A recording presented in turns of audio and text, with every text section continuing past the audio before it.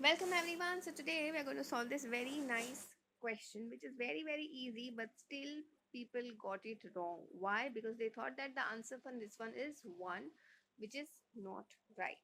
Why like that? Please understand, whenever you have a question which has division, there is no sign, so it's obviously multiplication, and then in the bracket you are doing what? Addition.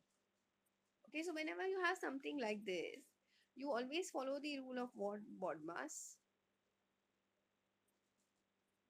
or PEMDAS, whatever is your comfort zone, you can follow. Okay.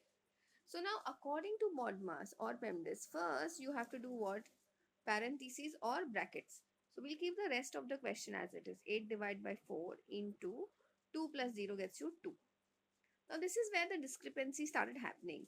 They thought that instead of doing 8 divided by 4 and then multiplying by 2, they did what?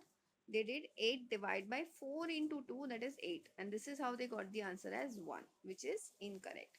Please understand, there is an understanding in mathematics that whenever you have a question which has just division and multiplication, like in this case, or it had just addition and subtraction, then in all you have to do is you have to go from left to right. You can't do the multiplication first and then do the division. It's not up to you.